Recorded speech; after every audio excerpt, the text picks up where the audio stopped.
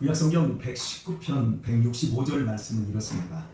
주의 법을 사랑하는 자에게는 큰 평안이 있으니 그들에게 장애물이 없으리이다. 참으로 힘이 되는 말씀입니다.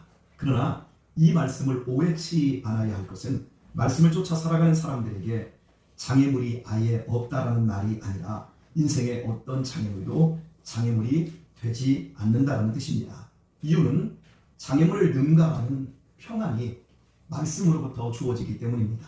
예수님께서는 제자들에게 요한복음 14장 27절에서 이렇게 말씀하셨습니다. 평안을 너희에게 끼치노니 곧 나의 평안을 너희에게 주노라. 내가 너희에게 주는 것은 세상이 주는 것 같지 아니하니라. 또한 잡히시던 날 밤 요한복음 16장 33절에서는 이렇게 말씀하셨습니다. 이것을 너희에게 이름은 너희로 내 안에서 평안을 누리게 하려 하니라. 세상에서는 너희가 환난을 당하나 담대하라. 내가 세상을 이기었노라. 우리는 세상에서 환난을 당합니다. 예수님을 믿는다고 해서 꽃길만을 걷는 것이 아닙니다. 우리는 더 큰 환난을 당합니다. 우리가 당하는 환난은 믿지 않는 사람들이 겪는 일반적인 환난을 넘는 더 큰 환난입니다. 하나님을 신앙치 않고 죄를 즐기는 세상 입장에서 예수님을 구주로 따르는 사람들은 매우 불편한 존재들입니다. 그러므로 힘을 갖고 있는 세상은 교회와 그리스도인이 싫습니다. 그래서 불이익과 차별을 주고 심지어 핍박을 가하게 됩니다. 분명 환난을 당합니다. 그럼에도 이런 장애물이 될 수 없는 이유는 하나님께서 우리에게 주시는 평안 때문입니다. 이 세상에 가장 큰 장애물이 여러분 무엇이라고 생각하십니까? 돈입니까? 나의 출신입니까? 아닙니다. 죽음입니다. 모든 사람에게 공평하게 주어지는 죽음이 가장 큰 장애물입니다. 그 무서운 죽음을 이기신 예수님께서 죽음을 이긴 그 평안을 우리에게 주셨기 때문에 결코 장애물이 되지 않는 것입니다. 이 평안을 하나님은 우리에게 믿음으로만 주십니다. 그러므로 믿음이 있으면 우리가 살아가는 상황에 관계없이 평안을 누리지만 믿음 없으면 이 평안은 그림의 떡에 불과하게 됩니다. 이스라엘 백성은 400년에 걸친 이집트의 노예살이에서 해방되는 하나님의 은총을 입었습니다. 그러나 하나님의 인도하심을 쫓아간 곳은 길이 막혀버린 홍해였고 뒤에서는 이집트 군대가 추격해 오고 있습니다. 그들의 앞뒤가 졸지에 장애물로 막혀버리고 말았습니다. 가만히 있었더라면 아무런 환난, 이 정도 환난은 겪지 않았을 텐데 하필 출애굽함으로 말미암아 벌어진 장애물이었습니다. 일반적인 장애물이 아니라 괜히 믿음으로 살다가 당한 장애물이었습니다. 두려움에 사로잡힌 이스라엘 백성은 홍해로 인도하신 하나님을 원망했고 모세를 비난하였습니다. 어떤 상황에서도 누릴 수 있는 하나님의 평안을 누리지 못한 채 출애굽은 원망과 비난으로 일그러져 버렸습니다. 이는 하나님을 신뢰하는 믿음이 없었기 때문입니다. 이때에도 모세만이 믿음을 잃지 않고 순종했습니다. 그러자 홍해라는 장애물은 하나님의 능력에 의해 갈라지고 바다 가운데로 길이 열렸습니다. 그리고 뒤에서 따라오는 더 무서운 장애물 애굽의 군대는 모두 수장되고 말았습니다. 결과적으로 홍해는 장애물을 넘어 하나님의 보호를 체험하는 장이 되었습니다. 이뿐만이 아니었습니다. 홍해를 건넜지만 광야 역시 마실 물도 먹을 것도 없는 죽음의 장애물이었습니다. 그 자체가 죽음의 장애물이었습니다. 그러나 그 광야도 반석에서 강물이 터지고 하늘에서 만나가 비처럼 쏟아져 내리는 은혜의 도가니였습니다.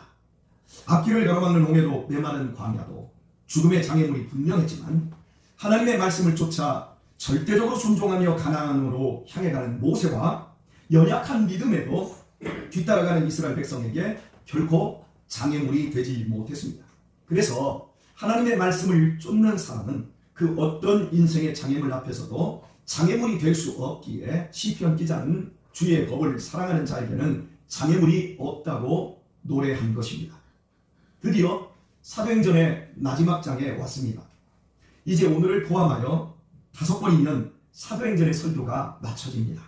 저는 순서적으로 설교하기에 오늘같이 마지막에 오게 되면 지나온 시간을 되돌아보게 됩니다. 오늘도 마찬가지입니다. 6년간의 로마서 설교를 마친 2016년 3월 바울의 선교 발자취를 쫓아 터키와 그리스를 12일 동안 탐방하고 왔습니다. 그리고 3월 마지막 주부터 계시록의 소아시아 7교회에 대한 설교를 제가 가서 보고 온 대로 느낀 대로 24번에 걸쳐 9월 마지막 주까지 증거하였고, 이어서 10월 첫 주부터 바울 사도의 두 번째 선교 여행의 경로를 따라 제가 터키와 그리스 그곳을 가본 그 순서대로 사도행전 16장 6절에서 설교를 시작했습니다. 이제 2021년 현재 6월 마지막 주까지 설교하면 바울을 따라온 만 4년 8개월의 장도를 마치게 됩니다.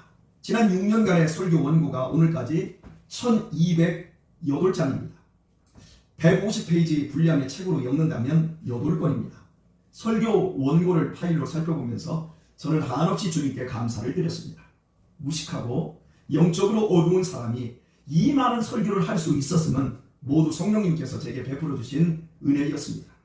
제가 성탄교회를 개척한 후에 18년 3개월째 주일 예배시 설교한 원고가 4640페이지입니다. 지금이라도 출판사에 넘기면 곧바로 30권의 책으로 엮을 수 있는 분량입니다. 그 외 수요기도회, 새벽기도, 금요기도회는 비교적 간략하게 했음에도 두꺼운 대학 노트로 16권에 달합니다. 오늘까지 성경 66권 중 30번째 설교하고 있는 중인데 전체 분량으로 따졌을 때 약 52%를 설교하였습니다. 24살에 신학교에 들어갔을 때 저에게 학비가 장애물이었지만 그래도 제일 큰 장애는 따로 있었습니다. 그때 저는 신앙에 눈을 막 뜬 감격만 있었을 뿐 신학 수업과 사역을 위해 준비된 것이 전혀 없었습니다. 특히 언변의 재주가 없고 지식이 미천한 저에게는 신학 수업과 전도사 사역이 가장 큰 장애물이었습니다. 여러분은 지금의 저를 보면서 잘 믿어지지 않겠지만 그때의 저는 말주변이 정말 없었습니다. 말주변이 없다는 건 글재주도 없다는 얘기입니다. 그래서 모든 발표 과제와 어린이 설교까지 미리 기록도 안 되는데 그걸 기록하여 읽는 형식을 취해야 했다고 여러분에게 누누이 말씀을 드렸습니다. 그것은 듣는 이들에게 매우 딱딱했고 일일이 써야 하는 저에게도 큰 고역이 아닐 수 없었습니다. 이런 저였기에 오늘의 제 설교 사역의 성과물을 돌아볼 때 어찌 하나님의 은혜에 감격하지 않을 수 있겠습니까? 그리도 언변에 부족했던 제가 노인 요양기관 3곳에서 인기리에 설교하고 있음은 기적이 아닐 수 없습니다. 여러분 중에는 혹여 그것이 그리 대단한 것입니까? 누구나 노력하면 할 수 있는 것 아니겠습니까? 반문하실 수도 있습니다. 그러나 어디 인생이라는 것이 근면과 성실이라는 인간적 노력으로 다 되어집니까? 절대 그렇지 않습니다. 저같이 부족한 사람을 불러주신 주님께서는 저의 모든 장애물을 능가하는 은혜를 이미 준비해 놓고 계셨습니다. 저는 그것을 믿음과 성실한 삶으로 누린 것입니다. 그 결과 저에게는 장애는 도리어 저를 성장시키는 기회가 되었고 하나님의 능력을 맛볼 수 있는 기회가 되었던 것입니다. 제가 이렇게 자신 있게 말할 수 있음은 오늘의 말씀에서도 확인되기 때문입니다. 로마에서 재판을 기다리는 2년 동안 바울이 가택 연금 상태에서 찾아오는 사람들에게 복음을 증거하는 일에 대해 금하는 사람이 없었다는 것이 본문의 말씀이고 사도행전의 결론입니다.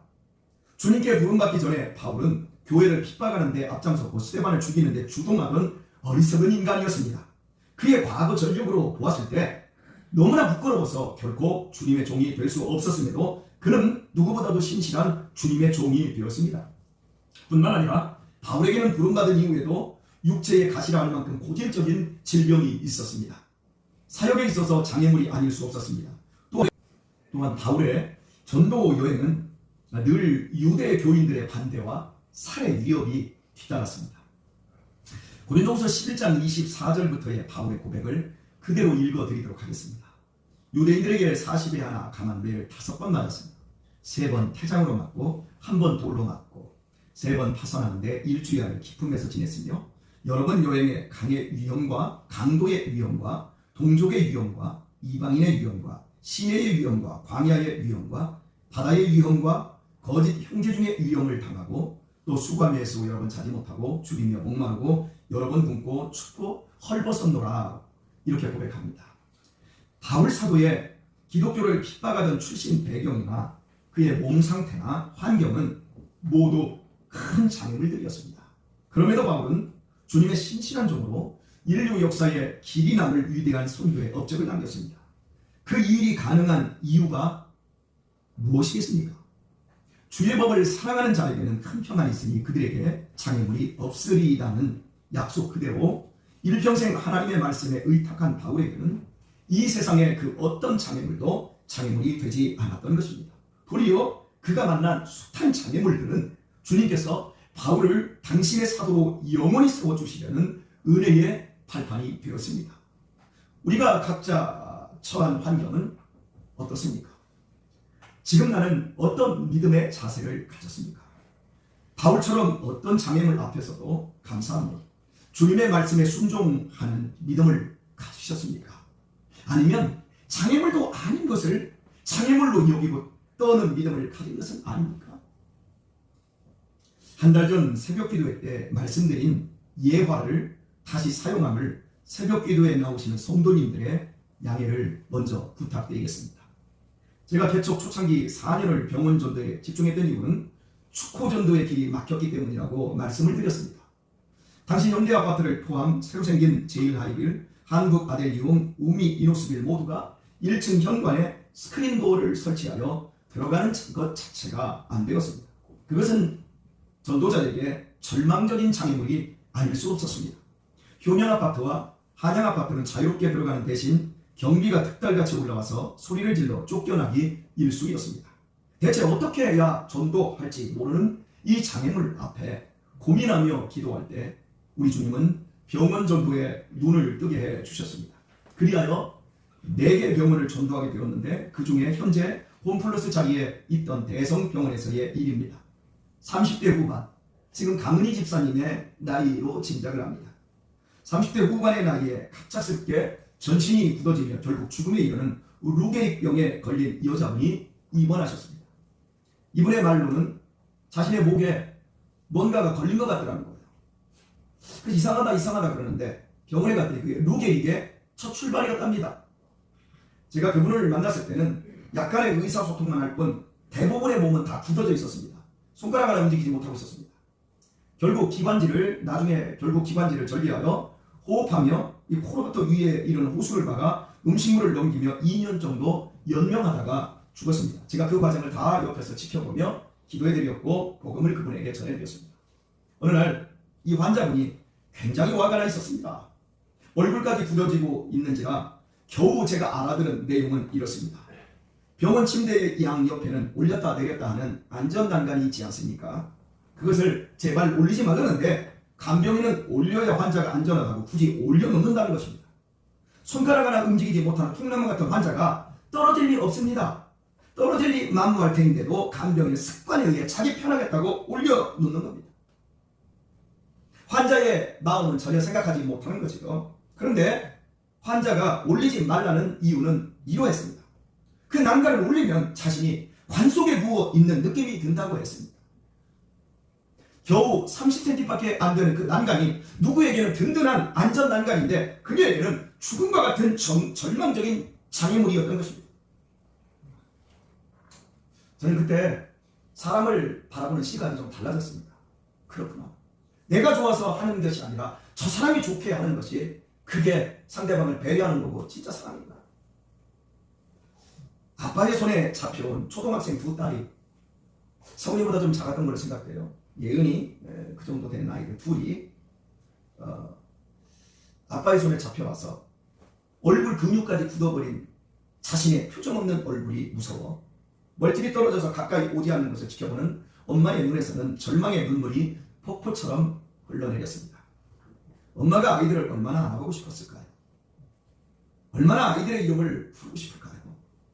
누가 자녀를 보고도 웃지도 부를 수도 앉지도 못하게 금한 것입니까?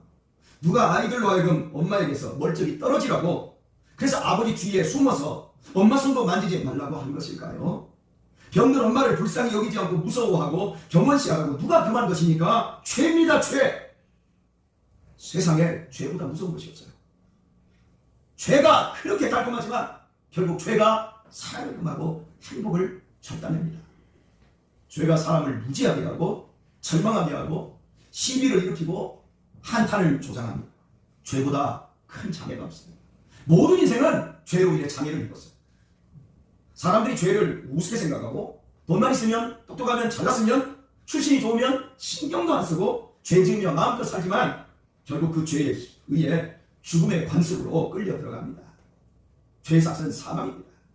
예외 없이 사망입니다. 죄는 사람을 완벽하게 속입니다. 죽음 같은 것은 신경 쓰지 말고 먹고 마시며 행복하라고 그것이 성공이라고 속이면서 모든 사람을 도살하고 있습니다. 죽음을 회피하는 것은 문제 해결 여세가 아닙니다. 그런 죽음의 실존 앞에서 인간에게 무엇이 가장 필요한 것일까요? 크리스토퍼 콜럼버스가 서인도 제도를 발견하기 전까지는 바다는 문명과 문명을 가로막는 장애물이었습니다. 대서양도 그랬고 태평양도 그랬습니다. 그러나 콜럼버스 한 사람으로 인해 바다는 순식간에 문명과 문명을 이어주는 최고의 교통로가 되었습니다. 장애물이 최고의 교통로가 되었습니다. 당시 유럽의 서쪽 바다 끝에는 세상의 절벽이 있고 그 세상의 절벽은 지옥으로 연결되어 있다고 생각하던 시대에 서쪽으로 항해하는 콜럼버스에게 가장 무서운 장애물은 세대의 배에 탄 120명의 선원들이 가진 두려움이었습니다. 선원들은 서쪽으로 가는 줄을 몰랐거든요. 그런데 3일 동안 계속 서쪽으로 가다 보니까 선원들이 배의 키를 부러뜨려버렸습니다. 돌아가자. 그래서 그들을 설득하고 섬에 배를 접안시키고 일주일 동안 그 키를 다시 고치고 항해해야 했습니다.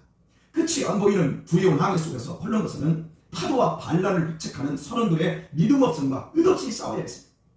드디어 1492년 8월 3일에 출항하여 70일 만인 10월 12일에 신세계인 엘살바도르에 도착한 콜럼버스는 육지에 내리자마자 땅에 무릎을 꿇고 외쳤습니다.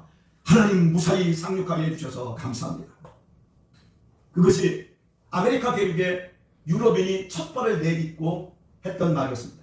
하나님을 믿는 믿음의 사람에 의해 바다라는 장애물이 도리어 교통로로 바뀌며 문명과 문명을 잇는 바닷길이 열렸습니다.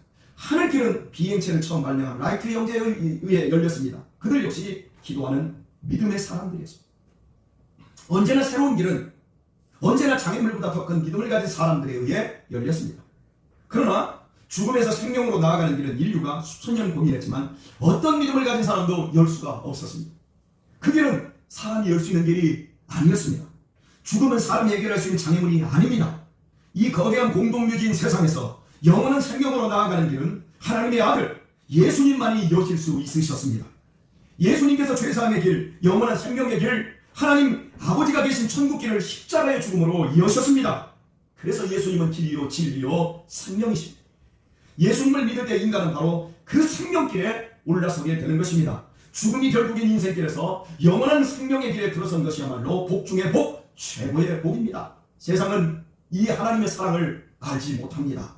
하나님의 놀라운 사랑, 멈출 수 없는 사랑, 포기할 줄 모르는 사랑, 절대 식지 않는 사랑, 우리와 함께 살기 위해 이 땅에 내려오신 사랑은 오직 예수님을 보게 될 때만 이해할 수 있습니다.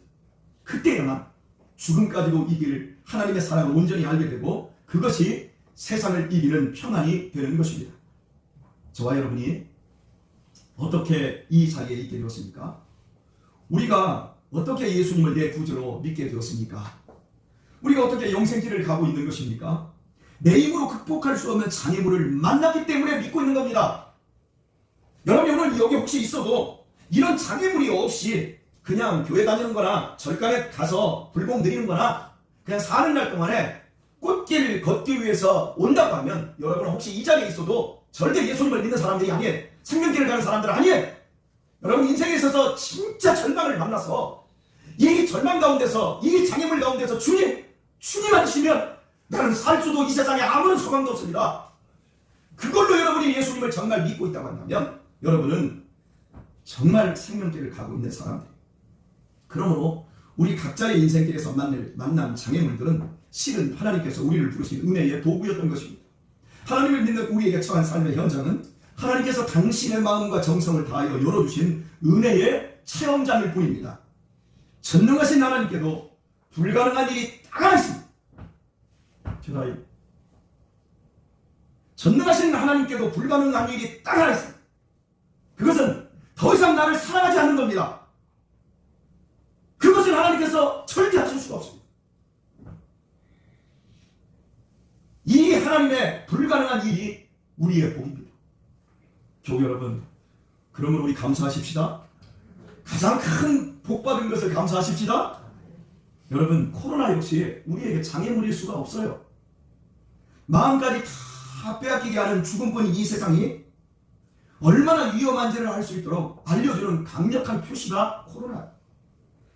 하나님의 말씀대로 되고 있다고, 지금이 주님이 재림하실 마지막 때라고, 그래서 깨어 있으라며 경정을 울리고 있는 사인이 코로나인 거예요. 그러므로 코로나는 장애물이 아니라 이번 기회에 거듭나라고, 이번 기회에 진짜로 예수님 믿으라고, 이번 기회에 진짜로 끊어낼 거 끊어내고, 이번 기회에 진짜로 예수님 믿고 새로워 뛰라고 우리에게 말씀하고 있는 생명의 기회예요. 오늘의 말씀을 맺겠습니다. 예수님 안에 있는 우리에게도 어떤 일이든 일어날 수 있습니다. 죄가 왕노릇하고 사탄이 포기하지 않는 한 믿는 내가 세상 사는 동안에 일어나지 않을 불행한 일은 아무것도 없습니다. 하늘이 무너지고 땅이 꺼지는 일도 일어납니다. 환난이나 공고나 핍박이나 벌거벗김이나 병이나 실패나 죽음이나 온갖 종류의 장애물이 여러분과 제 앞을 가로막을 것입니다. 여러분이 아멘 안 해도 그런 엄청난 일들이, 업장이 무너지는 일들이 일어날 것입니다. 그러나 그것들은 장애물이 아니라 하나님께, 하나님의 말씀에 집중할 수 있게 하시는 하나님의 배려임을 결코 잊지 마십시오. 전능하신 하나님께서 유일하게 못하시는 일이 나를 버리는 일이라는 사실을 절대 망각하지 마십시다. 우리가 하나님의 말씀을 사랑하고 쫓는 한 내 앞을 가로막고 있는 그 어떤 장애물은 결코 장애물이지 않습니다. 앞으로도 그럴 것입니다. 오히려 우리는 장애물 때문에 홍해를 가르고 하늘에서 만나를 빛처럼 내려주셨던 하나님의 능력을 오늘의 삶으로 확인하는 은혜 가운데 신사도행전을 누리게 될 것입니다. 28장 사도행전 끝에 뒤에 한 장을 여러분 자신의 삶으로 29장을 만들어 나가게 될 것입니다. 오늘 우리에게 처한 각자의 장애물이 더욱 하나님께 집중할 수 있는 기회가 되길 우리 주 예수님의 이름으로 축원드립니다.